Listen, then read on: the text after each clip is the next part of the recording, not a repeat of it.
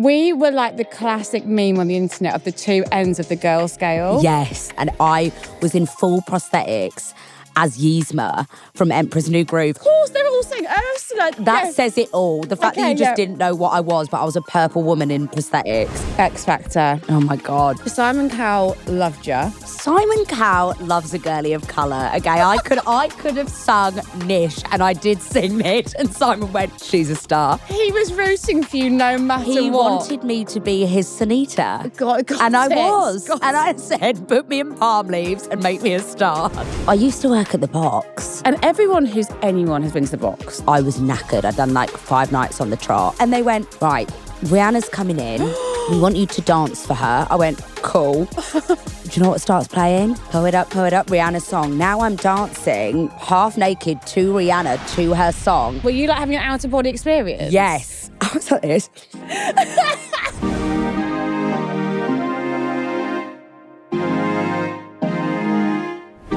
This part of the podcast is brought to you by Tombola, who have teamed up with the charity Breast Cancer Now. Dolls, we talk a lot about checking our breasts, but if I'm being honest, it's one of those things that's really easy to forget. Checking your breasts can literally be something you do in those everyday moments, like getting ready for a night out, putting on lotion after a shower, watching TV, or listening to a voice note that's just way too long. Just normal life. The more we make it a habit, the easier it is to find time to actually do it. Dolls, as you know, Olivia's house is always open for intimate, nothing off the table conversations. Honestly, you could even check right now while you're listening to this. I dare you. That is what I really love about what Tombola and the charity Breast Cancer Now are doing. The Tombola community is built around chatting, checking in, and supporting each other every day. And they're encouraging people to bring that same energy to breast checking too. Sometimes all it takes is a quick nudge from a friend sending this episode into the group chat, or someone simply asking, have you checked recently?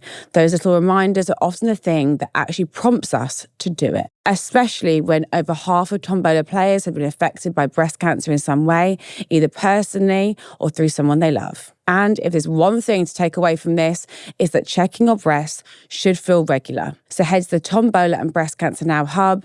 It's filled with a handy infographic on what to look out for and a whole load of information and content. Then send it to a friend or your group chat as a little reminder to check in on each other too. Because the more we talk about it and encourage each other, the more it becomes a habit we can actually stick to. Hi, dolls. Welcome back to Olivia's house. I'm already smiling. My guest today is one of the funniest people on the internet. She's chaotic. She loves a party. She's a singer. She's a presenter. Everyone, it's Ash Holme. Woo! That was perfect. If I can scratch or sing a bit. But come on, that girl. was loose. We have to touch on it. We will touch on it. Absolutely. Touch on it. My 4-second music career. No, it's actually because I reckon a lot of people that know you from TikTok don't know that about you. No. I reckon it's like a half and halfway house, isn't yes. it? The law is It's really bizarre law, actually, when you really go into it. But let's actually just set the scene for the audience when we last saw each other.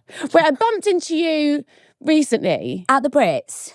Okay, not that recent. Oh, the Brits. Okay, that's where I saw you last. I saw you. That was a regular bumping. Yes. Better bumping. Was Heidi Klum's party, love. Heidi Klum's Halloween party in New York. You don't hear that every day. No, you just dropping that casual. Yeah, innit? We went with Garnier. We were like the classic meme on the internet of the two ends of the girl scale. Yes, it was hell. It was literally that bit straight out of Mean Girls where it's like, it's the one day of the year where girls can be a total slut and I didn't get the memo. And I was in full prosthetics as Yzma from Emperor's New Groove. And I came in. Of course, they were all saying Ursula. I remember it was someone else. That says it all. The fact that you just didn't know what I was, but I was a purple woman in prosthetics. Purple. Like, guys, just set the scene. Prosthetic hook nose, prosthetic chin. How long were you in makeup? Straight from the airplane, you went into about 5 hours. I could barely see. I came in. Was it your room that we were in?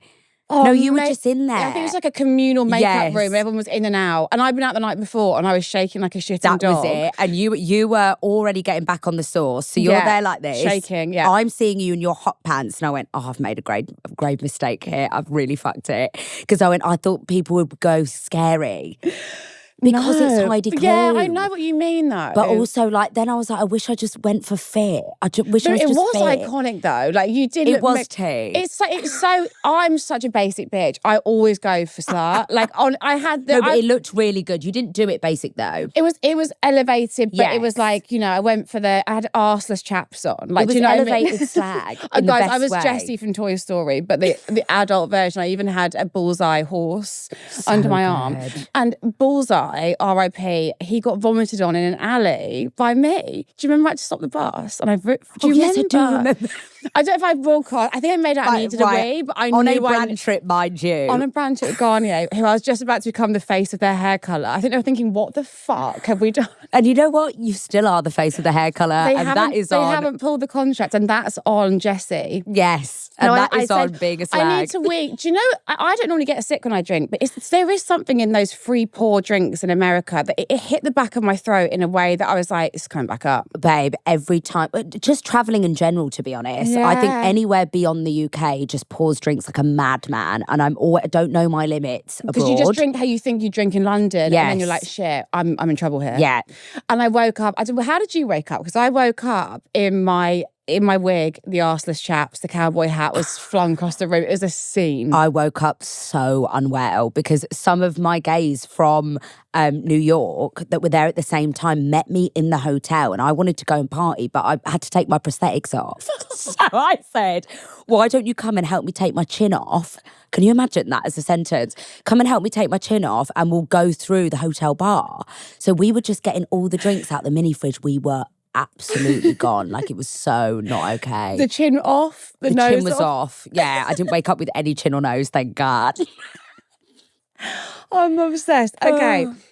Right, before we get into chats, what would you, Ash, like to leave at the door? What are you sick of? Can I do two? Yes. Oh, thank God. I love it when someone's got stuff to leave. Oh, but I could do like 6, but I'm okay. That's why I created this feature, because I'm always ready to leave so It's much actually shit. a really good feature. Thank you. Okay, so my first one is we're leaving transphobia at the door. Yes. Protect the dolls. J.K. Rowling can rot. We hate her. It's Secondly, such a shame. It's such a Harry Potter stan. Like, really, that's my our homely film on a childhood. Sunday. I know. It's really annoying that she turned out to be such a rotter. What? She's so vexed. Yeah. It's like... And I just don't get it because I'm like, it's really bizarre to me that it triggers you so much. I'm just very, no pun intended, live and let live. That. Like, why Who's does got it the bother time? you how somebody else wants to live their life? Yeah. I just find that weird. Second thing is going home before 2 a.m. Okay, right. Let's go, because I saw the clip from your podcast with Jack, and you were debating the theory that nothing good happens after 2 a.m. Yes. And you guys put a very strong argument. I was literally like, yes, come on. I think I even commented, being like, actually disagree. Yeah. Tell my audience your reasoning for you're championing the post 2 a.m. club. Totally. I fear for the younger generation. I know. Because I'm like, beyond just getting fucked up, like, yes, that's part of it and that's really fun. But I'm like, I feel so awful that the younger generation aren't like growing up the way that we did. Because where's the whimsy? I know. Like, where's the tomfoolery? Where's like making the bad decisions and then learning from them and then being like, oh, I know. I was about to say won't do that again, but we will do that again. But like, that's all part of like growing and learning. I just like the stats on it are mental, you know, Liv. Like, I've been looking it up like a professor. Stopped that you've actually been. Yeah, just saying like They're inside. they are so terminally inside, but on their phones. It's not, you can't grow up like that. You can't. can't. Like, you need to learn, like you say, from mistakes. You need to be outside. You need to have experience. You need to have stuff to talk about. Like you say, it doesn't have to roll around drinking, but you just need to, like you say, kind of just, they need to throw a bit of caution to the wind. Yeah, and also like, I have so many mates that are sober. Yeah. And still do. are Go for out it. and Yeah, they are the same. life and soul of the party. And they have like the people skills even that you learn. I When you're just know. like, I met this person on this Meeting night different out and they're people. amazing. Yeah, it's that, like meeting people that aren't necessarily who you choose to spend time with. No, I know. But you just like have a more worldly view when you just go out and do things. And those memories, those stories that you will like take with you forever. And if you do end up in like, you know, ridiculous situations, it's humbling. Yes. They need to be humbled, these Gen You Zs. being sick out the bus. They need, Look at you now, the face of Garnier. Yeah, you need it to be makes brought down a sense. few pegs. That's what I'm saying. Like, I need to see myself in that reflection in my arseless chaps at 7 a.m. to be like, girl, what the fuck? Yes. You know, people say fuck around and find out. When am I going to find out anything? I'm just fucking around. Because you're not doing the fuckeries. You're not doing the first You part. need to fuck around to find out. Yes. Okay, that's I feel a really good one. really strongly about it. Yeah, and I agree. Generally, I think because I came from a like club world space as Same. well. Because I know you did. That was Yeah. like your bread and butter for a bit. And I think even that, like the club industry is just dying. I know, it's like, sad. All these businesses are going bust basically because there's just no audience for it anymore. So you put your matcha down, you can do your Pilates when you're 40 and save our fucking economy. Babe, guys. you could do both. I do both. To be fair, you do. I do both. You are that good. You will do Pilates still Yes, drunk. Like you'll be totally. on that machine, just like rocking back and fighting for my life. But it's balance. That's the thing. We need to find balance. 100%. And to be fair, Monday through Saturday, I'm an insufferable fuck. I'm in that gym 5 a.m. I am that one that's like, I'm better than everyone else. Yeah. And then I wake up on a Sunday in the arseless chaps and it brings me down a few pegs. Hair and askew. Yeah. And it's like, that stops me from being a cocky. Yes. Because I'm like, I see myself on both sides of the coin. Totally, but also it like, even from a personal perspective, it gives you a bit of drive to be like, okay, I've had my fun. Back to the grind this week. Like you just need to find Okay, I was buying cubs and tables like I'm like, you know, like I'm Eminem. Now I need to earn some cash. Now I need to hustle this week. Now I need to actually get that bread. Yeah. Oh my God. Okay, we touched on it at the top. X Factor. Oh my God. Let's just Do you know what's so funny? People are only clocking this now. I feel like some of these old law videos must be resurfacing. You maybe TikToks. And now we're talking about it. TikTok's going to serve me. Oh my all God. of them Yeah, you're going to see it all from start to finish. So good luck. It was 2016. Is that right? 16 or 17, something around there. It's like the year I was on Love Island. Isn't that mental? Was it? Yeah, I was 2017. Oh, that is hideous. That 9 years ago. That's actually gross, isn't it? No, what was it? Yeah, is that like me? Quick maths. And you went in on a I'm not doing that on this show anymore because I've been burned so many times. Yeah. You went in a band. Yes. Simon Cowell loved you. Babe. Simon Cowell loves a girly of colour. Okay, I could have sung Nish and I did sing Nish and Simon went, she's a star. And I went, oh, amazing. He was rooting for you no matter what. He wanted me to be his Sanita. And I was. And I said, put me in palm leaves and make me a star. That's what I said. No, I'm fucking obsessed. So when you were in the band, he said no. Was it your band or did they create you? So basically, this is actually the case. I think people don't realise this because we were speaking about this, me and Jack, on our pod recently, that most people think that if you go onto X Factor as a band, you've like been doing the guitar with them since you were 8. In the garage, in your mum's back garden. I think everyone thinks that, but so many of those bands are put together by production. Yeah, or for purpose of the show. So I auditioned, it wasn't necessarily by X Factor production. Got you. But I auditioned to be in a girl band, lol. Like a year before. And it was a totally like separate production company. Got you. They put us together. So these weren't my like childhood mates. You didn't really know them that well. No. And like I ended up really loving the girls, absolutely. But when we got asked to go onto the show, we were like, I was the one that was hell-bent on not doing it. Right. I wanted to be like a Fifth Harmony, like, or a Destiny's Child R&B moment. Like cooler, like, and also like scary. The X Factor's like, it could be a humiliation ritual. Like, that, and I was scary. like, I think it's going to be that, and it was. But I was like, I really don't want to go on it. But we were a group of 5 at the time. So it was a vote.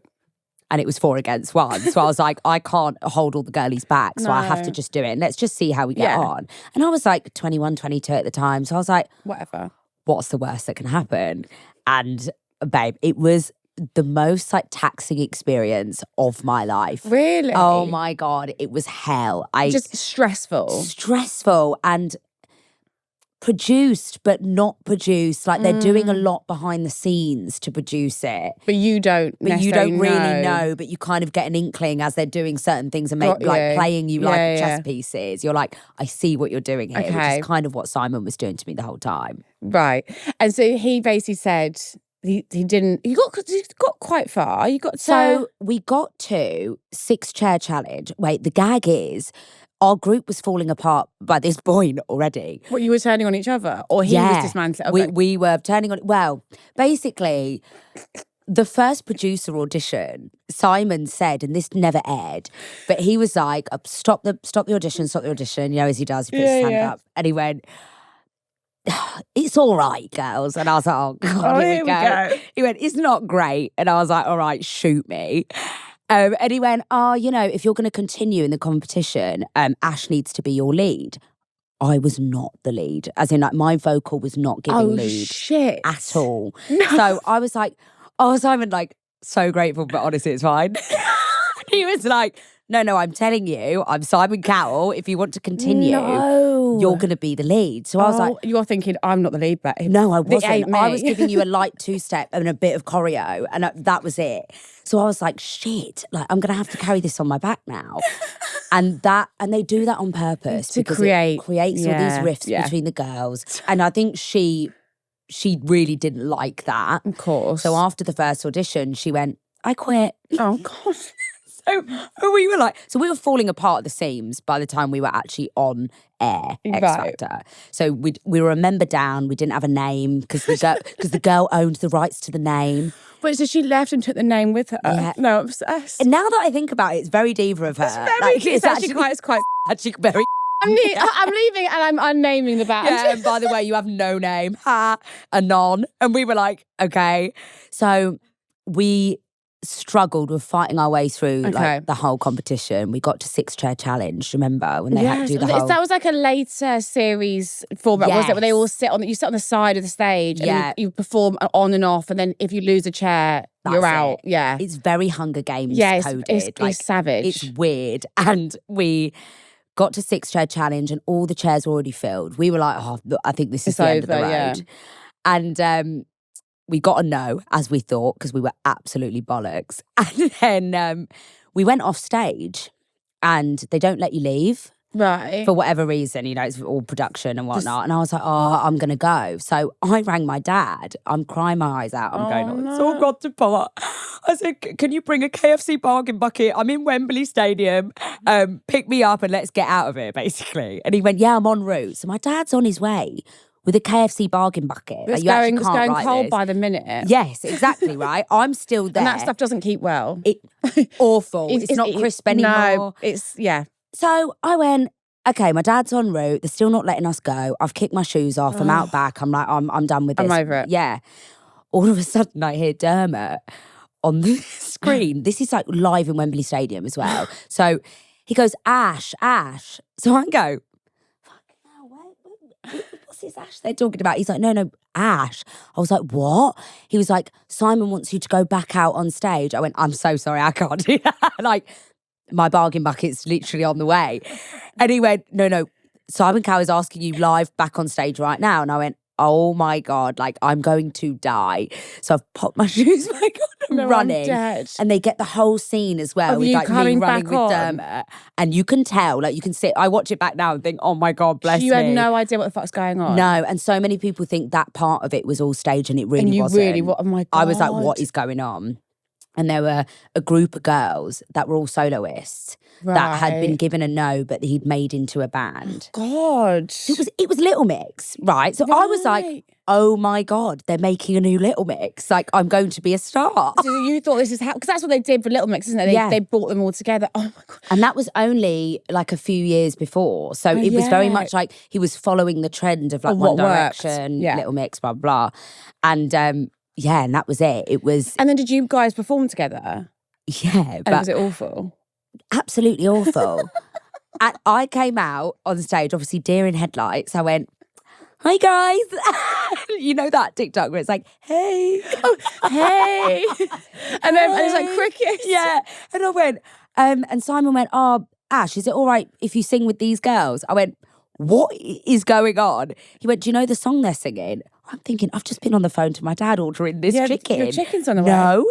So I went, no, I don't know like what we're doing. He went, oh, girls, this was a humiliation ritual. He went, girls, can you teach Ash the chorus live on stage? So the girls are turning around, they're like, and I'm trying to learn the song. And you're in Wembley Stadium? Yeah. And it's full of people? Simon's there, Nicole Scherzinger's there, Sharon, like everyone's watching this happen. I feel like I'm actually getting sweaty listening. It's actually describing one of my nightmares. And also, thank God I wasn't like, you know when like the young ones go on and they're like 16? Yeah. I was 22 and kind of at least knew myself at that stage because I'm like, I don't know how girls go on that when they're, or boys or anyone, when they're that young. Yeah. And like, it's horrible. But I sung this awful performance. And then Simon went, so Ash, do you want to be in this group? I just went, yeah, I guess. Like, what is happening? It was so weird, Liv, honestly. I am obsessed. I'm obsessed with all of that. I mean, and you're never going to get your deathbed and say, I don't have stories. Because you've lived. Yeah. And we'll get on to him more later on, but you met your best mate on there. You met Jack. I actually learnt that like just recently. I didn't know that you met on there. That is the most incredible way to meet. Most people don't know because they're always, we always because he was in a boy band and you were in in and out of this girl band. In whatever I was, the Sound of Music. Waiting for your chicken. And that's how you met. That's like I'm obsessed with that. And we always say, like, as traumatizing as X Factor was, just as an experience, we're like, thank God we went on it and met each other. And we kind of really like trauma bonded through over it. Judges' houses, basically, because we went together. Yeah, and also it's like, I know from obviously Love Island and friends I've got from that show, when you go through an experience like that, and someone else has done it, you can't explain it to anyone else unless you actually lived it. Yeah. So you have to kind of done it together. You came close to a Love Island appearance. Is that right? Or is that false news? No, that's not false news. They slept, unless, did you pull out or did they pull out on you? Because if they pull out on you, they slept on TV gold there. That is on them. What a fucking mistake. Now I praise the Lord because I think I would have got cancelled 100%. But you would have been so good. It was I'm trying to think what year it was. Oh, what year was it? We'll have to dig out the archives and find out. But so I went through, they kept messaging me, the whole the outreach team, do all this stuff on Insta. And I remember being like, do I want to do this? I don't know. And I went in for that producer chat because I was like, it can't hurt. Whatever. And they strung me along till like quite the end. They do, yeah. They were basically like, they were getting my sizes for the challenges and stuff. And I was like, oh shit, am I going? And at that stage, I was like, I don't even know if I want to go on this. Like, I'm here now. And then last minute, they went elsewhere. And they were like, I'm so sorry. Like, it was literally because I would have been a bombshell. It wasn't like original. So the show had already started. Yes. Right, okay. So I remember thinking, like, guys, like, what's happening? Because it's already on. Yeah. So I was really on tenterhooks for ages. And then they got back to me last minute and they were like, I'm really sorry, we've decided to go another way. And I remember at the time, when you don't want to do something, but when you get a no, you're like, now I really want am I a dickhead? Yeah. Do you know what I mean? I don't even think I wanted to go on it. No, but once it's like the option's taken away, then you feel devastated. Yes, it was like I wanted to be the one to be like, imagine little me to ITV. No, I actually don't want to do that. And then you watch the next bombshell go in and you're like, are you fucking serious? Yes. Her over me? Totally. So I was so bitterberry that season. I didn't watch it that season, I don't think. But now You're glad you didn't? Yeah, I don't even think it would have been a bad move. Or just neither nor. You're just like, it's not like something that, it's I think one of those it's nice. It's so nice to know now in hindsight that like I didn't need it because it was a really nice like full circle moment actually. Last year I got onto set to do all the press stuff because I did the whole season of After Sun. And the woman that was speaking to me about going on the show. Yeah. All those years ago was on set and she went, Ash, I just have to say, I was the one that had to call you and let you go. Oh my God. So she was like, it's just so nice to know that either way, you ain't fucking leaving. Exactly. You're like, I'm coming back, bitch, one way or another. One way or another, I will be there. So that was actually quite nice. It sounds like I hate when people say stuff like this, but I believe it. Like if it was for you would have been on it. Totally. Like, do you know what I mean? Like there's a reason why it wasn't. And I think like you say that I always just believe in that. Yeah. Divine timing. And I don't know what series it was, but people have mixed experiences on there. I had a great time. Some people fucking hate it. I was going to say, did you really love it? I really loved it. Like, don't get me wrong. And like, I was series 3. Like, that was when it was. Babe, you were heyday. So there were days when it was like, you know, you're in Yeah. it. And it's like in my series 3, the challenges were challenging. We had the mean tweet challenge. We had the lie detector, which I do think was a better era of entertainment, but obviously being the entertainment subject, it was some days it was like brutal. the America's Next Top Model of it all, isn't it? It's like at the time, but you look back unbelievable on it, you TV. think, oh my God. Now, oh my God, like it's welfare crisis. Yeah. It's just. But I think, and I think you're really lucky, aren't you? I think I'm quite thick-skinned. Like, my mum would top model our school photos, like on the kitchen table. Like, I'm not even joking. Stop what and be like, this is what you haven't brushed your hair. Like, I sent you to school, lazy eye, gap in your teeth. No, I'm like, one just fell out. Well, she was a model, so she's gorgeous. But yeah, so I feel like I had thick skin. I can imagine. Yeah, she's funny. But so I had thick skin, so I think I rose to it. And I actually enjoy attention, negative or positive. So I was just in my element every day, rowing with everyone. Like I was like trying to You stop were me. in such a good year. But I know some people said they hated it and they'd never do it again. And you know, so I just think it's to me, it was like, I was like, I'm off work for 8 weeks. I'm like living in the sun. And did you think it was going to be what it ended up being? Because you have to remember, series 2, some of those guys now have gone on to have really good careers. But I almost feel like their careers like bloomed late. Like so I feel like series 2 ones that blew up, they had Instagram followers, but not like shitloads. They were doing PAs. As early as season Yeah, so 3. I remember thinking my literal top line goals was like some more Instagram followers, to do some PAs would be like the dream. Yeah. Take my friends to Liquid, massive free table. Literally, that was like taking your friends to Liquid being the goal. Yeah, Look like at being you. like my PA night, like my name on the screen, and then like some free clothes. So like that was just like as high as our and some gifting. Yeah. Some gifting. And then little did we know, came out and literally signed the contract to my own TV show with Chris, like the 2 weeks after leaving. Crazy. So yeah, it all happened really fast, which I love that I got to experience that in naivety. Yes. Because now obviously there's so much expectation. People have so much they want out. And I think it makes people hold back. Like we were unhinged because we thought we had nothing to lose. Little did we know we had everything to lose. Yeah, in it. But people say that that's like, you can never get that back. You can never get that innocence back. That essence of it, like people, don't get me wrong, that show will always be watched and always be good TV. But like people say that that's what it's lost because there's so much at stake now that everyone's like over deeping everything. 100%. And also I feel that, you know, I think I'm unfiltered and I don't know how to put the filter on. So within a few days, I think I just forget and start behaving the same. Yeah.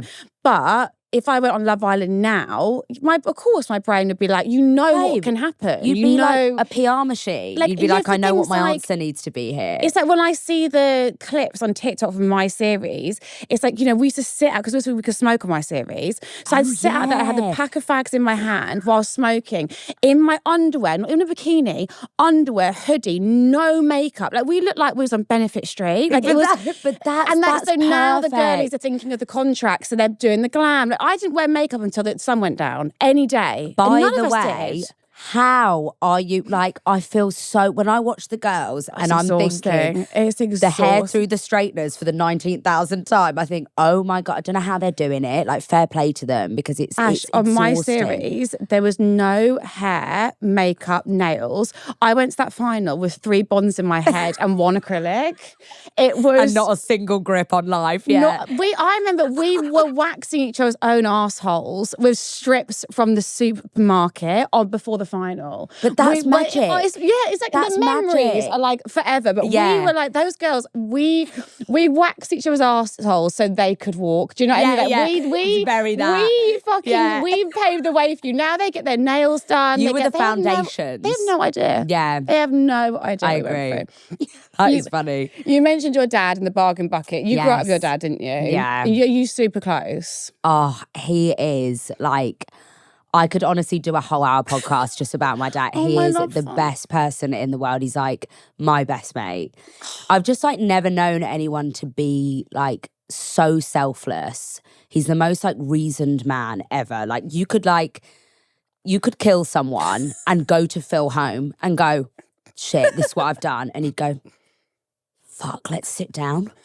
Like, he's just so balanced, measured. Yeah, and like, he's just such a good role model for everything, honestly. Do you think having a dad that is so, like, he's so steady, so calm, is allowed you to be like, do you know what I mean? Because you're like, you're fun, you're off the wall. Do you think it's because you felt like you're safe, you always had this person that's going to catch you? And do you know what? I actually think... Because I mean that, as long as you meet people that have erratic parents, they're then very rigid, because almost like they've had to be the adult. Do you know what I mean? Yeah, and also, I mean, not to get too deep into it, but my mum wasn't present in our life growing up. She left when I was about 13, and then I haven't seen her since. Wow. And I think me and my dad went through so much together. Like, we were in the trenches together. So I think beyond that, now we're kind of like, our commitment to life is just like, enjoy it. Nothing is ever that deep. And I think it's quite a nice, like, freeing thing to just be like, we've really been in like a bad way growing up. So we were like, now we're just enjoying everything. And he's very just like... Do you guys have perspective when you go through something that's truly traumatic? It's like, okay, like you say, like, life can be so much fucking worse. Yeah. Like, let's just have a fun. It's exactly that. And he's such a champion of like anything I do. Because I mean, you know, ADHD Central, I've got a new goal, a new career path I want to take every 5 minutes. But I think because, you know, I wake up and I'm like, do you know what? I'm going to be a world-renowned DJ. And he's like, cool. He's just on board for you. He's just like, anything that is better than what we were in at one point in our lives, good for you, girl. Like, go on. So it is so nice to have him as just like, he's such a rock. And obviously pushing back if this is too personal, but you've not had contact with your mum then since that. And even now, like, you're in this forum, she's not... Do you know what's funny? She must have seen you on stuff. Yeah, well, how weird is this? So, again, more law. All roads lead back to X Factor, I fear. And so when I was on X Factor, people must have told her, or she must have found out that I was on it. The girl group I was in, we were at one of the girls' houses practicing and rehearsing, and her mum went, Ash, I met your mum out today. One of the girls in the band said, I met your mum. Her one of the girls' mums, whose house we were met your mum. said, I met your mum out today, just like while I was shopping. I went, my stomach has fallen out my ass. Can I only imagine? What are you talking about? Bear in mind that at this point, I've not seen or heard from her in at least 10 years. So I went, what? And she got talking to this woman, and turns out my mum was going around basically saying, my daughter's on X Factor. And I thought, the absolute cheek. Yeah, I know. Gosh. Can you imagine? I mean, if it's a claim to fame, I'm like, good for you, babes. But it must be such a bizarre thing, like you say, to be an estranged parent, and then to also to like admit that. Do you know what I mean? Like you say, then if they ask, well, how's she doing? And then she can't actually answer that question because she doesn't know. And I'm like, I'd be mortified if I was her. Like, I'd have to, I wouldn't be able to like say that or go there, because you know deep down what the truth is. But yeah, it was very weird. Thank you for sharing with that with me, because I do feel like it's a bit, having an estranged parent, I do think is something that a lot of people, more people than you think, are living with that. But there's a lot of shame around it. And I think a lot of people find it hard to admit that, because, you know, people probably say dumb shit to you all the time. Oh, why don't you call her up and make up? And do you feel offer like their 2 pence? Or, do you know what the biggest you get thing one was? mum, like, or some stupid comment like that. It was actually boys I used to date that really wouldn't get it, especially like mum's boys. Oh, like, God, yeah. I had a few exes that would be like, oh, but you know, she's your mum. Like, are you not going to have her at your wedding someday? And I went, oh, respectfully, like, you have no idea. You have no idea. You really don't know. So, yeah, there definitely was a bit of that. I also think it's so, I guess, alien with my situation, because a lot of people have it the flip side. Yes, it's the dad that goes. And a lot of people, I know so many mates that are estranged from their dad, and their mum is their rock. And I think sometimes it's nice to highlight the other end of it. Yeah. Because there aren't many single dads doing it, but they should be represented, like, in a way. No, and like you say, like, like you say, dads get a lot of bad flack, and like you know, and there aren't like this. I always say on this podcast, people always think that this is like a man-hating podcast. Yeah. We hate when appropriate. We but hate there are- shit men. Yeah, It's just but shit I men, love and there are a lot of men. those. And there's like my dad. Like I'm like I couldn't criticize that guy if I tried. Totally. So I think, like you say, it's you know, there is a lot It of literally rat is. bags, I mean, the slogan is not all men, and it is that. I know, It and is it's that. unfortunately, yeah, it's true. There's just a lot that are rotters. Yeah, and the bar's on the floor, like Totally. literally. Yeah. I caught myself the other day, and I was actually like, I actually felt so like it's not funny at all. Like someone It's not asked funny though, is it? It's serious. So it's very serious. Someone asked me the other day, like, what a friend of mine's husband was like. And I was like, oh my God, he's like totally nice. I was like, he's actually a good husband. I was like, doesn't cheat. It's the actually, doesn't that's gamble. what's so funny. He's actually a good husband. Yeah, and then actually just listed off things that are basic human decencies. Totally. Like doesn't beat her, doesn't cheat, doesn't gamble. Like, do you know what I mean? I was like, how are these things that I'm actually giving him credit for is actually mental? Yeah. And then I was like, because like the bar is on the floor. The bar is our little toe. Like them It's showing so up, bad. like, and just being respectful, Semi-decent Yeah, it was like people. keeping their dick in their pants. We're like, yeah. well, I mean, he doesn't cheat. This one, Yeah. it's amazing. Like, do you know what I mean? Like, it's actually, yeah. We're praising a lot of mediocrity, which we should need to stop doing, I fear. And like you say, when we do have those friends who have those partners we put on a pedestal, Yeah. normally the things are just bare min. Yeah. Like, they're just like, but we Half almost the get... time, all of my mates are like, about my boyfriend. Now, and my boyfriend is amazing, like not shitting on him by any means, but they're like, God, Chris is amazing. And I'm like, Chris is just a good man. Like, that should be the default. That should be the standard. He's a good boy. Like, come on. You call your dad, is this right, I hope, autistic king? Wait, Yes. so I don't even care. He's a big autistic king. So my dad is. Really? Right. Is your dad diagnosed, or have you diagnosed him? No, I've diagnosed him. This is insane. It's a different generation. He won't do that now. Oh, my dad would never. My dad was having like a mini sort of heart attack. It was like 10 years ago. He started to have these severe chest pains. Right. He put himself to bed to try and sleep it off. Like, he wouldn't go to the doctor if his leg was hanging off. Oh, yeah, like, that's do you know, my and let dad, alone go and yeah. get like neurologically assessed. Yes. So when I'm ADD, my brother's ADHD, and my mum and dad are like, well, hasn't come from us, as if we've got like cooties. Right. While my dad is like organising like toy cars on his desk into a size order. It's very and I'm that. like, And you're like, the writing's on the wall, babe. Yeah. The collectible cars My are on the wall. the house at the minute is crazy towns. It's like, have you ever seen the clip of that woman who hoards? And you go into her house and she's like in and amongst books and piles of files, and she's like, hello. That is my dad at the minute. Like, it is crazy. And I'm like, not on the spectrum at all, no. And he's like, so he likes stuff. Lots of stuff. Anything in particular? No, there's no I wouldn't say there's actually a particular Category. thing that he loves. He's a huge reader to the point where very intelligent. A lot of my vernacular is from him. Okay. He's like, sometimes I'll say stuff and Jack will go, that is your dad. The way that you said that is your dad. I mean, he'd read the whole of the Lord of the Rings trilogy by 6 years old. It's that kind of thing. And you're like, so yeah, my dad was building toy airplanes and cars, and Right. his brothers used to beat him up for it.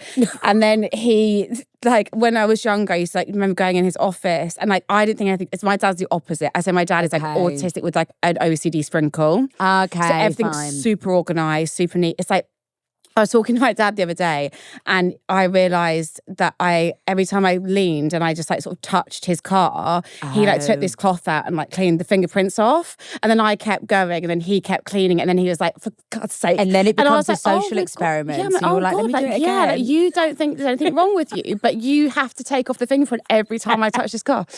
It's so it's funny, fascinating. isn't it? It's so interesting to observe them. I find it really, really interesting. Yeah, watching my dad is oh my God. We went to, we were at a cafe recently. Oh, his brain. We were sat at a cafe and he was like this. Really pondering. And I was like, you all right, Daddy? And he went, it's just fantastic, isn't it? And I was like, what's fantastic? He was like, life. It's just full of so many people and you wonder, where are they going? What are they doing? Where have they come from? And I went, wow. That's peak level babe, people watching. Exactly. And it's very profound if you think about it. I was like, wow, you're really spitting some bars there. But like, he's that kind of person. There's so much going on in that brain. I'm like, wow, I'd just love to be in there for a day. Oh, I'm actually really obsessed with him. I don't know him. I'd love you to meet him. Is he jokes? In his own way. He is. Oh, God, in his quirky way. He's really funny. Oh, he's great. Talking of being funny, there's one funny hun to another. Because like, there's no one gets out of here. Like, no one's funny without some shit going on. And if you're funny and hot, you got some law, right? Well, this is what I say. It's childhood trauma. You got some shit going on at home if you're funny. Had some childhood trauma. It's like the foundation of everything. It's like that TikTok that's like, you're so funny. I'm like, thanks. My family used to have meetings about me. That's literally me. That is literally me. I always say thanks. My mum put a curse on me when I was younger. That's actually true. She left and put a curse like on a witch, you, and then you're like a Etsy witch curse. Yeah. When did you realise that you could make people laugh? Because I do remember quite distinctively. For me, the feeling of making people laugh and how I liked that feeling. Yeah. It was when I was at school, when I was like lagging behind in class. Okay. I realised by being the class clown, it deflected from the fact that I didn't know what the fuck was going on. Right. So then I really locked onto that because I was dyslexic and I was ADD and I was behind always and it used to stress me out. But then I realised, were like, this is where I shine. Yeah, if I can be a prat and do something and everyone laughs, it was like a feeling of validation. It's so funny. Mine's actually quite similar to that.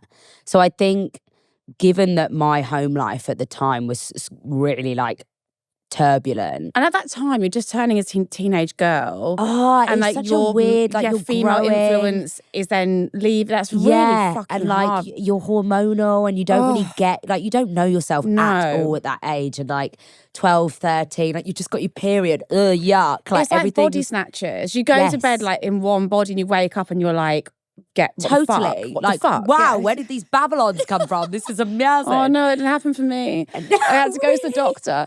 No, mine fake. I had nothing. Yeah, I had nothing. I've been thinking about doing that. Anyway, that's a story for another day. But I think it was kind of similar to you, honestly. I think my home life was so turbulent at a specific time that I think it goes one of two ways. You either really become an introvert and you are kind of so jaded by that experience that you find it hard to be an extroverted person. But for me, it went the totally opposite way. I remember there were times when I was like actually a bit terrified to go home. So for me, like school was like I was like, oh, I'm putting on a show when I'm at school because that's like, and it wasn't even not necessarily me. It wasn't like I was putting on an act. It was that I can be my full exuberant self at school and people like it. Yeah. So it was very much that. And then at home, I was really this like shell of myself while all of that was going on. So school was like an escape for you. Oh, I loved school. Like school was like the best thing in the world for me. And then like every school play, I was like, front and centre, jazz hands. I was like, this is where I'm thriving. Like, this really makes sense to me. So, yeah, I think it was like that around school time. Is it true that you used to go dressed as Ali G to every non-uniform day? Everything. And why Ali G? I know it was a cult thing when we were growing up, but why? Do you know, it's funny you asked that, Liv, because I don't know. And the thing is, it worked. So I did it one day for, I think there was a World Book Day. Do you remember World Book Day? Ali G doesn't have a book. I just had the costumes. That's such a good point. It's so rogue. That's such a good point. The costume was lying around and I thought, do you know what? This might hit. So yellow shell suit. Shell suit. The hat, the chain, I used the last shred of like little Maybelline eyeliner pencil that I had, £2 something, to do my drawn-on beard. And I went, I reckon this is either going to go down like a lead balloon or this is going to really get everyone going. Got to school and I was really in character. It was all, me, Julie. Everyone loved it. And I went, oh God, well, if it's not broke, don't fix it. I'll come as Ali G to everything. Do you think after the fourth non-uniform they're like, oh, she fucking comes exactly. again? Like, no, they must have in been that like, yellow shell suit. Ash, get a new gig. Like, are you an Ali G tribute act? Like, just be something else. And I was like, but it's working. I did all the sports days. No, fuck off. 400 metre sprint. I did as Ali G. No, I swear. In the tracks. And actually now, the more I think about it now, oh my God, it's weird. This sounds like it was like weird. A crutch for you. Yeah, I think it was. I think that's childhood trauma. The Dress school up as Ali counts- G, it's all going to be okay. The school counsellor goes, oh, yeah, she's must be bad at home. She's in the allergy outfit again. And then I wonder, like, yeah, did the like faculty know at that stage? And they're like, do you know what? Bless her. Just let her go. She's going through it. Let her be Ali G. It's not even non-uniform day, but let's just leave it. Imagine me sat in class, everyone in their blazers. With your beard on. Honestly, stranger things have happened. Oh my God, I'm obsessed. Talking of unusual things, one of my favourite clips from your podcast with Jack, you're talking about your CV. So when you come, you kind of this post X Factor world, you're coming into the entertainment industry, but you've got the old CV going, and you've embellished. Hey, I've got a list I here have of put things. bells and ribbons and all sorts on that CV. We've got wrestling, stunt artist. My favourite is just circus. That's what kills me because I don't know what that entails. I don't know what that means. Just the overhood. Yes, circus. that's the umbrella term. So I think it's just anything in that sphere. Drag. That Makes one I sense. can see. Yeah. Ventriloquist. Yeah. So is that when you put your hand inside a clown? That's true. That's the only accurate one actually on that list. Have you ever been booked for a job and they've called up on one of these skills? No. And you thought, oh my God. No, and you thank thought, God. fuck. Do you know what it was, right? It was coming from like a performer world. Yeah. You really had to throw everything at the wall and just be like, I can do all these things. I mean, a lot of people from like musical theatre, they do say that that's what you have to do. And then you book the job and you find out later and how you to do worry. it. Yeah, it's the fuck around and find out. Fuck around Like, you have to just go, yes, I'm a ventriloquist. I will figure out how to do that once I book the job. In like 36 hours time, I will Yes. have a dummy and I will have a whole Totally, gig. and Yeah. I'm going to put that shit on. But right now, you just have to go for it because like otherwise you're getting no gigs. You danced Luckily, for Usher. nobody. Oh, yes, that's true. You danced for Usher. I'm going to go through some of your jobs. Go on. Wait, hold on. That's insane. Let's talk about the dancing for Usher thing. Was that pre-X or after? That was actually just before I quit like performing to do what I'm doing now in like Got content you. and social media stuff. And so you danced with him on tour. What was that like? Amazing. Is he nice? He's everything that you think Oh, Usher is going to be. good. Like he came in and we were all rehearsing and he was doing like a little sound check and he like started singing one of his like just ultimate Usher tunes. My Boo, I think it was. Holy And stop. everyone, you know, when like a pin drop, everyone just went, we were like, oh my God, Usher is singing My Boo right now. Like In this front is, of us and live. he sounds like Jesus. Oh my God, voice of an angel. Oh, I'm like so glad. he's so professional and so lovely. And like at the end of the performance would be like, girls, thank you so much. Like he's just great. Oh, that's really. Oh, do you know what? It's so nice to actually hear about like I an know. icon who's not a piece of shit. Because I feel all we hear now is all our childhood icons are turning out to be terrible people, and it's like it's nice to know. They like never meet your heroes, but actually meet Usher. Unreal. Yeah. Did you get into any like crazy ass parties, stories? Meet any like big people backstage? Oh, well, I used to work at the Box. Well, okay, well, that was going to go So on. that was just So, if people don't know the Box in Soho, how do we? It's for our Gen Zs who are not outside. How do we? The Box is a club that has. okay. Yeah, you explain. You work there. How do you even describe such a party house? It's basically. God, what would you even?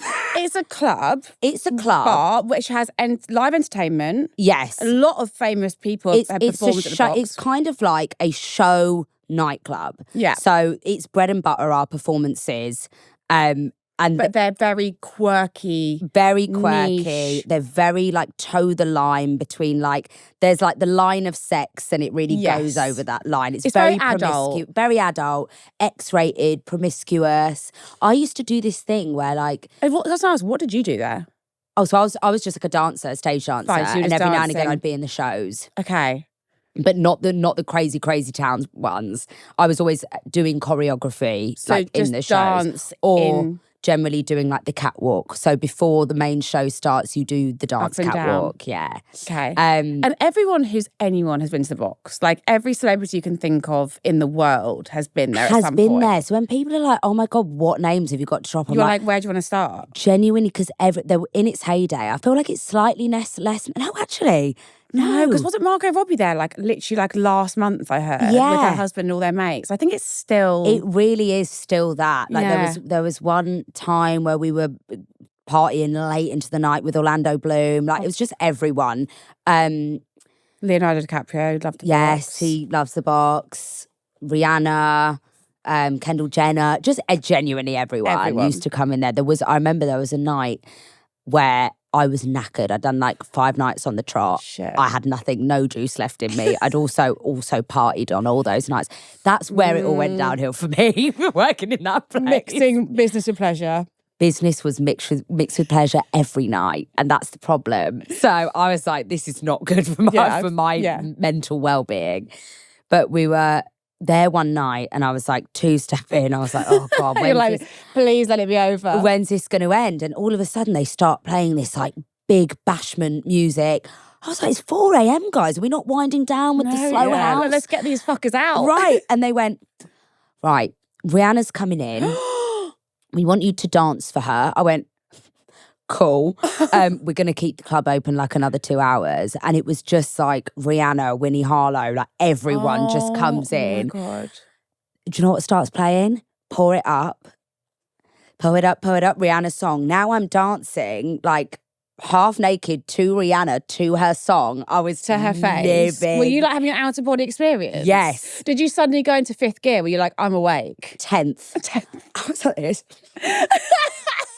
She must have been looking at me thinking, who is this weird woman gyrating in front? I was like, this is my time. I'm dancing. Eye contact locked in. It must have been quite uncomfortable for her, you know.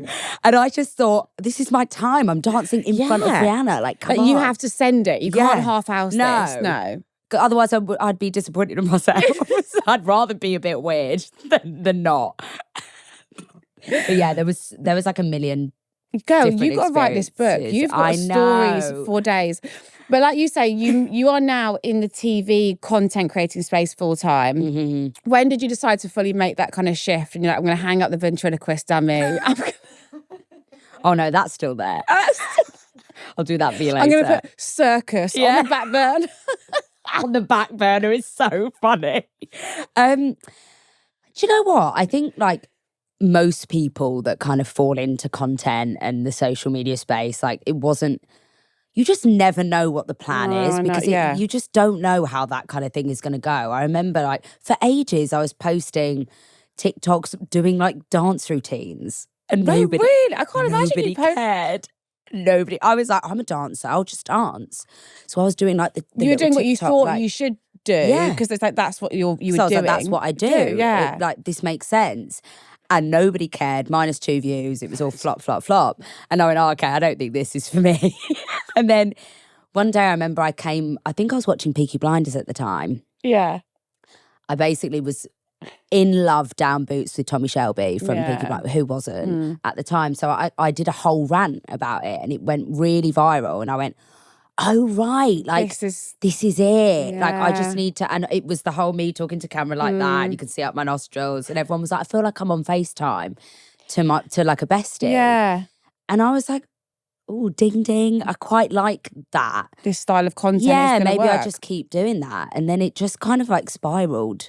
And you just basically kept pushing it from there. Yeah. And then but simultaneously also like being a struggling dancer, but then like creating content, trying to create content. And then eventually it got to a point. I could have actually quit dancing earlier than I did, but I just wanted to feel safe and secure in it. You wanted to be sure what you're doing. And also it's such a fickle industry. I was like, but tomorrow I get no views on this video and I have to go back to the grind. Like that's how it works. But at least you know you've got that in you. Like you're a grafter. Like you could be agile and like shift gear if you needed to. Yeah. And you know you can do something. There's something you got in the back locker. I always think I'm am so grateful I lived a bit of a life before doing this and had other jobs. I always think that about Love Island. It's like in that, I was 23 when I went on. It's like I had done a lot. I'd travelled the world. I'd done different jobs. Like a lot of people that go on Love Island at like 19, they literally finish uni or they live at home. There's no life before you're in this really weird life. Like, and I was like glad that I had, like you said, lived before I was in this weird Black Mirror-y as well. Like you don't very, and the influencer world is weird. Yeah. Like, and like, you know, brand trips, they're weird. Like there's nothing, like there's nothing normal about going places and getting things for free. And I think if you, like you say, if you've not lived, this is going to sound bitchy, they're the people who it affects them and they turn into See You Next Tuesdays because they've got no reference point. Yeah. But like you say, we've been humbled. You've like danced in the box, your feet bleed. I've been on a racetrack in my bikini, getting heckled by like, 2,000 men. And you're thinking, been I'm here for humbled. tuppence. Yeah, but I had to make a living. Like, so and I think that's why then you have perspective of like, okay, this is really fun what I'm doing. Like, this isn't real life. It's like, this is not it's not a real existence. Very strange. Yeah. Utopian existence, isn't it? It is, and I think it makes you appreciate it more. Appreciate it differently and like come with things from a different perspective and like again kind of that nothing is this deep, but wow, how amazing that we're able to film some videos and that be lucrative. It's not that insane, deep. but we'll be fine if that wasn't there, which is a really nice feeling to have, I think. Definitely. Yeah. You've got your own podcast with your best mate Jack. Yes. You met on the X Factor, as we now know. What was your first impressions of him? Do you remember first meeting him?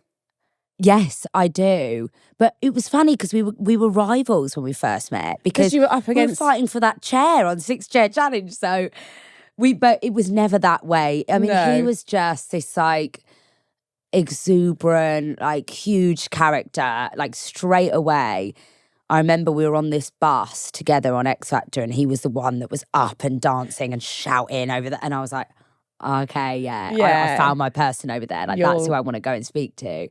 So I went over and I remember imagine what we bonded over was, do you remember Sonia from, was it EastEnders? Yeah, it's Sonia, yes. Yeah. Somebody, there was a meme that said, what doesn't kill you will make you Sonia. And we thought it was the funniest thing in the world. And it was like game over from then. We were like, you're just yeah, I was just like, we're really getting on. You talked on your pod recently. I was like, me and you align on so many thought processes. You were talking about like the value of gay men in your life, and I harp on about this all the time because me and you, we are professional hags, and I was like, my birthday party the other week, one of my friend's boyfriends arrived early and she was like, just go upstairs and like hang with Liv's friends. And then he's like called in a panic. He's like, it's just like 10 gay dudes. So like, I was like, they're gonna fucking bite you. And you're like, yes, so sink or like, swim, my bitch. Wedding was like literally, my wedding was like a pride event. Like honestly, my whole life is a pride event, Liv. It's so tea. I love it. It's just, I would not have it any other way. Me neither. And like, don't get me wrong, they remind me all the time, but I actually dread to think how ugly and lame I'd be if I didn't have gay. I couldn't agree more. Or even how cocky I'd be. Like, because they bring me back down to earth. But then also build me up. It's that. It's like they'll build you up and then they'll be like, bitch. They'll also be honest. Yes. Like, it's just such a like joyful community. I always say, like, I never feel as comfortable. No. Bear in mind, I used to work in those really straight clubs every night. Really hetero, horrible behaviour. All footballers and like everything was derogatory. And I remember feeling so, yuck. And then you go to heaven in Soho and it's just every queer person you've ever met going, come on, girl. Yeah. But in the most respectful way ever. And I'm like, this is what like joy in existence feels like. Like, it's just so nice. Yeah, 100%. Yeah. I mean, it's all gay, queer people, but it's like gay men, their humour, I think it aligns because it's the self-deprecation of like what they've been through on their journey, like their bravery. It's like there's just a humour, there's a sort of, they just say it how it is that I've always aligned with, and you either get it or you don't. And it's always been like, that's like my language, like the way they talk it. And we were talking before, I've got a couple of gay friends that if I tried to keep up with them on a holiday, I'm going to be 10 feet under. I know when I have to tap out. They don't get hangovers. You know, one of my like main viral videos when I was like growing on socials was these gays are trying to kill me, and it was after a night. It's actually true though. Babe, it was after a night it was in Mexico. I say a night, 3 nights. In Mexico, I'd been to about 19 venues, Liv. I thought, I cannot go on any further. I'd woken up in like a full pair of Dior sunglasses. I was there like this, and I was like decrepit. And I brought my phone up and I went, these guys are trying to kill me. And it was so true. But it was amazing. It's amazing. Yeah, it was just, I've seen so much. I've had Mark drag me from my bed in Vegas where my feet are literally, there's blood coming from my feet. And I'm like, I can't go on. Yeah. And he's like, get up, we're going out. And I'm like, someone needs to do an actual scientific like test on gay men. Someone needs to cut open Jack Remington's body. It's fine. He needs to donate his body to science. He's AI, I think. He's AI or made of vibranium. It's crazy, Liv. Like, you haven't done a night out like us three, have we? We have to. That's criminal. We have to. My best friend Mark, after my birthday the other week, and it went on to like, we were in the strip club till 5 a.m. Right? I went to sleep. I woke up at like, I don't know, 9-ish. I literally was like, do I 999? Is this the time when I actually I need a drip. Yes. I need like not just like one of those like fancy ones. I need oxygen. Yes. I called him and he had actually gone later than me because he went to fire. So he'd only been in.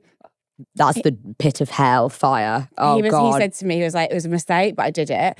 And then I was like, what are you doing rustling around? He was like, just getting ready for the gym. Yeah. Getting ready for the gym. Babe. I can't even barely lift my drink from my glass of orange juice from the side. And you're getting ready for the gym. It really teaches you resilience because I'm almost like now, I've got so used to Jack. Yeah. Jack will be out till 7 a.m. He'll have 2 hours sleep. I'll ring him and he'll go, I just got a lovely bouquet of flowers from the flower market. I went, what are you saying? I can't even see. He goes, I'm going to spin in a minute. I went, what? But it makes you go, should I just get up and get on with it? I think I can get up and get on with it. Is it a mindset thing? Hangovers are a lot of mindset, aren't they? Sometimes, like, have you ever been on a real hangover when you've had to go to a job? Yeah. We just talked earlier about I did something for these guys. You. Yes, right now. I'm in my pajamas. That is so funny. No, I've done podcasts are the worst to do because looking opposite someone for an hour and you want to be like cognitively. And you have to be so on. No, I filmed a full Christmas TV advert on No Sleep, went right through, and I was dressed as an elf. No, I looked at my agent at about 4 o'clock, and she goes, "They're running over, going to be here anything another hour." festive as well when you're feeling like that. I'm going to die here. No, I'm going to die in the studio. But it is all.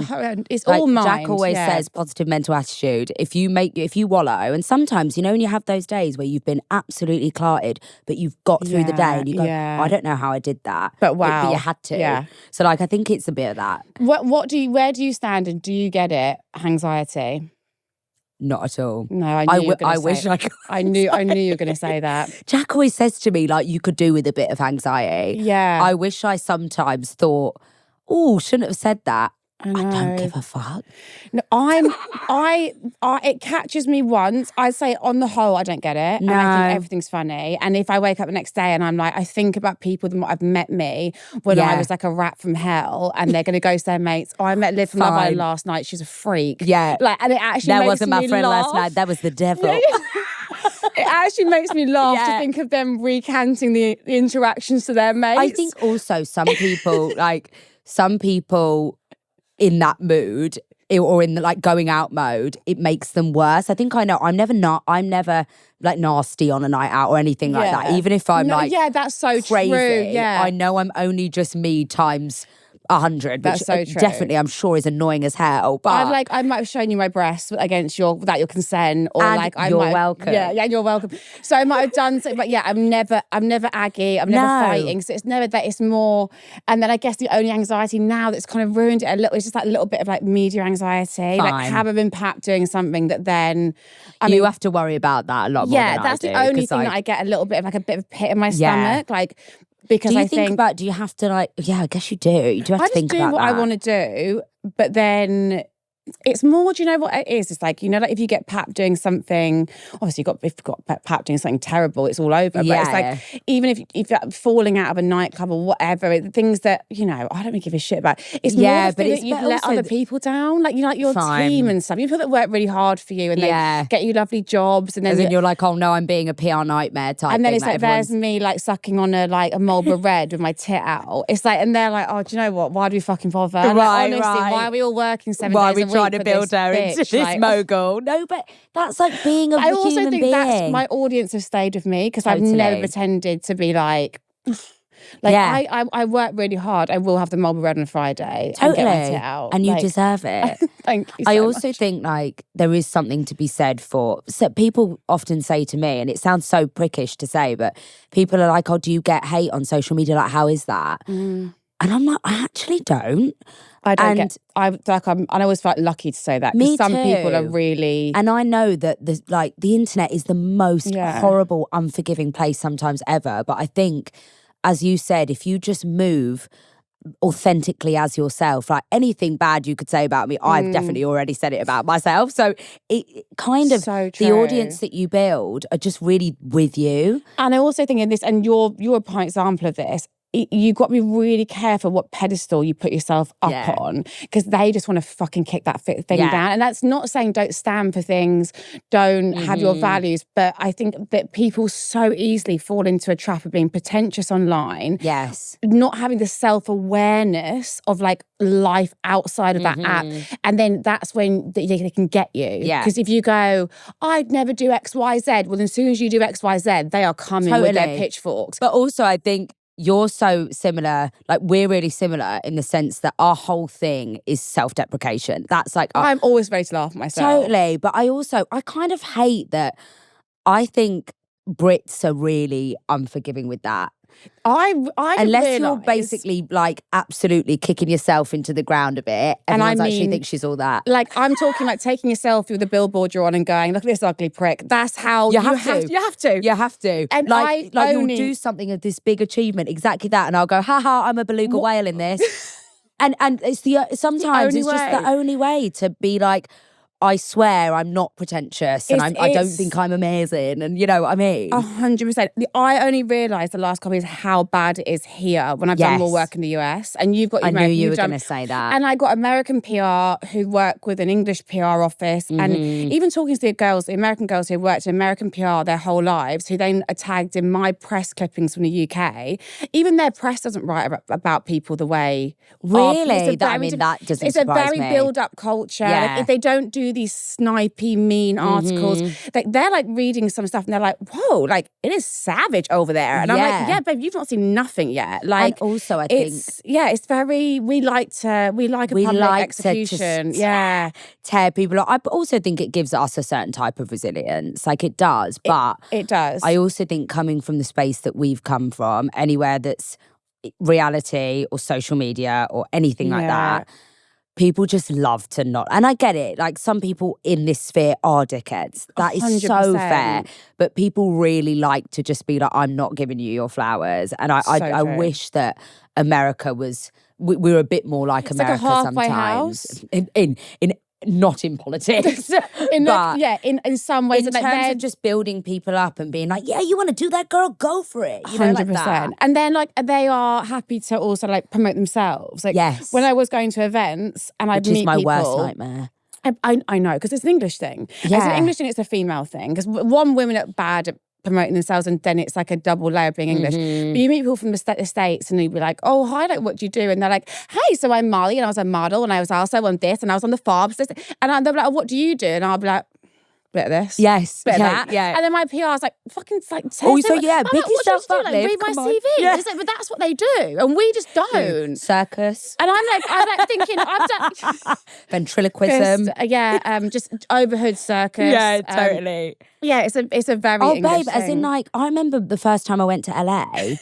They're on another league of their own on the West Coast. Totally. As in, like, yeah, there is something to be said for that. But I remember that I was talking to this girl at the bar and she was like, hello, I'm the head director of drinks. No, head director of beverages. And I went, tea? She was the bartender. That's fine. I went, good for you. Yeah, but she gave it a name. She said, I am not happy with bartender. No, I'm head of beverages. I am the director of beverages. Director of beverages. Good for you. Yeah, we could learn something from that. She was bigging herself up, and I was like, that's so nice to be able to do that, because we're always just like, I know. Oh no, I could have literally won like an NTA, and I'd be like, oh, I'm trying telly. Yeah. Like, do you know what I mean? Like, that's how I would introduce I'm giving it a go. I'm having a go. I'm crap. It's crap. Like, I It's literally mad. have you ever seen my shows? They're crap. Don't watch them. Yeah. Like, that's literally how if I'm at a dinner party, I'd be It's like, exactly what I do. And it's like, oh, what do you do? Oh, babe, long story. Ask the next person. Like, because I just don't know. It's so hard to do. I wish that the internet and just everyone in general was a little bit more forgiving of us just wanting to build ourselves up a little bit more, within reason, obviously. You make such a valid point. Right. Your TikToks, one of the things that blew you up was your random takes on things, which are just so brilliant. So I want to play this game. If I give you some just random things, okay, I just want your hot take. Okay. It's like love, hate, whatever comes to mind. Labubu's. Disgusting. Burn them all. That is hideous. Oh, and who made them cool? I don't understand. You! Liv, we're having a chat after this. Hideous. But what purpose do they serve? To me, I loved all their teeth and their little hands and fur-covered gremlins. Yes. What's not to love? To me, and I see them. I had a nightmare once. Yeah, they're scary. There was an uprising of them, oh God. And they were all like. I've got one of the massive ones like that in a box. It's oh my God. Liv, what? Do you not find them a bit scary? No, you love them. I've had to take a break from them. They're all in a box, like because I came to a point where they were dominating too much of my life, and became your like break space. Yeah, and it became like. It was like the boo-boos and then me. I need to see main story again. So I just had to Who am I without my Labubu's? I was like they are the add-on to me, not the other way around. But yeah, I do like you need to remember who Liv was before the Labubu's. Like crap. Okay. Like I've been to New York maybe like literally 15 times in my life, and every time I leave with an I Love New York t-shirt and a pencil. Like I just love I love stuff. But I quite like that. I quite like that kind of thing. I like a bit of like like when things are really. Do you like TK Maxx? I love a rubbish. I love something. I love going shopping for something I don't need. Yes, same. That's my favourite purchase. I think the greatest joy of TK Maxx is you never go in. You have no idea what you want. You don't need anything actually. Before you get in there, and all of a sudden. You're a vase, a hair appliance, 2 pairs of shoes, and a platter to serve some charcuteries on. And it's some of those amazing. microblading things that are blunt that you get by the checkout. Yes. You're going to shave your heart and you're going to cut your face with. Don't use those. For legal reasons. For legal reasons. Do not use those. Men who love bomb. Oh, me love it. I love love. Which is really funny because every relationship that I had pre my partner now, I was love bombed and it was horrendous. As in horrendous because like they love bomb then they change gear and you're like, oh, they all hated me. They all wanted me dead, but they all said that I was the best thing since sliced bread, and I was like, couldn't agree more. You're eating it up. Yeah, you're like, you're so right. Yeah. But they were all chatting rubbish. Yeah, but I really love. My friends have had to sit me down for many meetings. Do you like it? Love it. Yeah. Like if I meet someone once, the next time I meet them, they've got my name tattooed on their neck. I'm like obsessed. But also my power friends in are like, numbers. this is a red flag. You should be scared. But I like it. Yeah. But I know it's wrong. I also think, like statistically, for every love bomber that doesn't mean it, one will mean it. That's so true. That's girl math.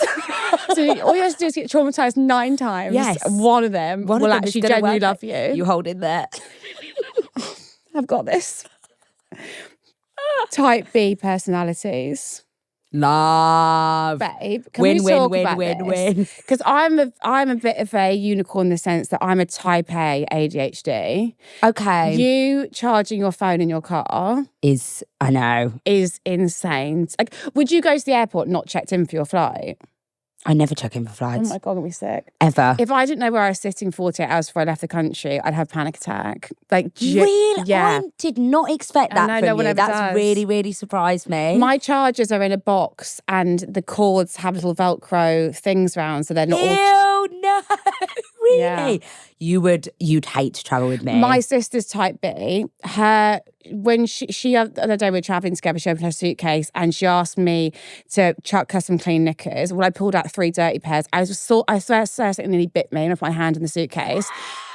Honestly, it was crawling. A rodent. And then my suitcase, we were arguing, is like in pouches, the days are numbered. Liv, I'm so shocked. That is not at all what I thought. Can you believe that I'm like that? I'm really surprised what by am I that. like, Grace? Freak. That's Isn't really it mad? You would hate to travel with me, so I. But it's weird. A lot of my friends are like you. Yeah. So I think those kind of people, I just can't live like that. Because my you're just ADHD like, not for needs me. everything in the... As in, I will get on the plane. Phone's not charged, no power bank. And so, like, I've had to just raw dog a flight before where I've just looked out the window. As in, I've just gone... For how long? And hours. And I just thought, well, we're all getting from A to B. You're just having a slightly nicer time doing it, but it's fine. No. It's bad, isn't it? Yeah. I know. Jack, that time when I did that, Jack was like, why are you just looking around? What else are you meant to do? What else am I meant to do? I'm taking in the sights and the scenery. I did nothing else to do. 4 hours of clouds. In it, and about 9 bags of nuts. Spin classes. Hate. Oh my God. I'm not one for a bike. Why am I gyrating on this bicycle and not getting anywhere? Hate it. Oh, and I love fitness. Yeah. I'm a big fitness girly, but I just can't get behind spin. I don't know why. No. And I've tried to make myself like it. When it first popped off years ago, I remember I went to a few classes and wanted to be a spin I can girly. imagine you being a spin girly. But in your little fitness headband. Just in the yeah. And it was, the seat hurts my butt. Why are they so rock hard? Same. They are literally made out of concrete. It's like they want you to be in pain. Totally. That's what I think. I just, Humiliation ritual again. Yeah. Holiday romances. Oh, 100%, 10 out of 10 any day. It's amazing. There's nothing better, is there? Yeah, the bar's in hell on holiday. So like you'll be like, this is the love of my life, and that man is Gollum when you get home. But could be wanted by Interpol, don't care. Exactly. Chasing the night. Oh, 100%. I'd chase the fucking legs off it. Yeah, honestly. all the time. And you know what? You are right. Chase it like a dog on heat. I do believe that good things happen after 2 a.m. But there are those nights when I wake up and I'll turn to my friend and I'll be like, should have wound that in a couple of hours earlier. I'll tell you, the only time I say that is when I've chased the night with people that I don't rate. Yeah. And you're like, why have I... Yeah. If I've chased the night with my mates... And you've laughed all the way. And I think, I just love that I've spent all that time with you. Yeah. Yes, we went to every bar and it was shit. Yeah. And like nothing quite panned out the way we wanted it to, but I've done it all with people I like. Yes. Fine. If I've chased the night with weirdos, which I have done before, hate. But also, you don't always talk about chasing the night. I think people think of chasing the night as in like you're trying to make it fun. To me, chasing the night is I'm having so much fun. I don't want it to end. I refuse. I will go from a gay bar to a strip club to a brothel if I have to. Totally. And I'll just pay a girl to chat because I don't want to go to a gay chill out. I will go and go and go. As in like, we're just prolonging fun. People are like, oh, what are you doing? You're trying to make something that's shit. But it's like, I'm having a great time. Yeah. We're just trying to keep it going. Just want to have fun. Yeah. Clean girl aesthetic. You look quite clean girl today. Do I? You look quite prim, yeah. Oh, tea. I don't actually want to say I hate this. I hate parts of clean girl aesthetic. Yeah. But there are parts of it that I'm like, if that's your bag, then like good for you. But I do like messy girl. I'm seeing like, because I feel like I never gave up on it, so I'm glad it's coming back in fashion. When I see like 2000 era party girl chics coming back, I'm like, yes, let's put the makeup on. Yeah. Like, let's get the hair blown out. Like, I don't want to see any more of that slip back buns. I'm over also it. like, let's not judge what anyone's doing. If your bag is, when people are like, I just like a lick of mascara. Go for amazing. I'm going to be coming to the venue in drag. Do you know what I mean? And that's also fine. Yes. So like, let me do that and you can come in your slip back bun. That's fine. Absolutely fine. Yeah. Traction alopecia though, they have to be aware. Yes, you're right. It's a hidden... I got told to stop putting mine in those tight buns for the gym. Oh my God, the way I have pulled some buns out of my hair when I'm drunk. You have little ball patches. I know, it is bad. It's those bungees. Yes. They'll get you when you are drunk. They will get you. They'll get you. Well, yeah, it's taking them out when you get in and you pull half of your... The panic, because all I want is it out. Like, I can't... Everyone's like, just sleep in it. I could never. Yeah. It has to come out. Yeah, I agree. I don't want this to end. But I've had such a good desperation from the production. They're like, it has to end. It has to end. That's why we need to go on a night out. Okay, so we're going to go out. I'll report back in a solo at what goes down. Well, you need to tell me a day where you're bloody free. Yeah. Well, nights are good for me. Oh, brilliant. Okay. Days are normally a problem. Nights are fine. And I'll just the next day, I'll just raw dog it. I'm sorry, whoever's got me booked the next day after I've been out of Ash. Because I'll be coming straight. We actually really straight are to work. overdue. I know we have to do it. Okay, we are going to put it in. Before you go, I want to know who you think needs a membership to Olivia's house, who should be in the club, in the hot seat, who I haven't had...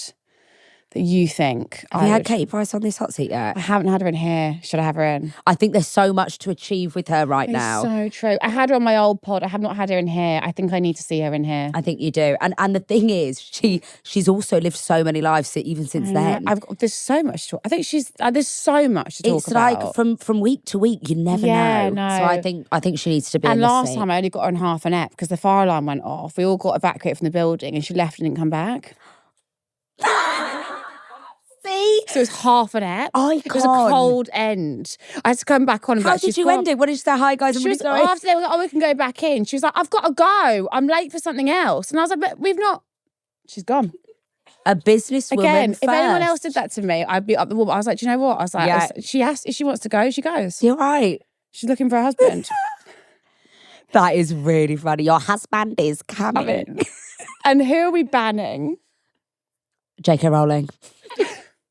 So fair. She's not for the queer community. We can't have her on this seat. I don't think we'd vibe. No. What are we going to talk about? Exactly. She's only got one thing on her mind.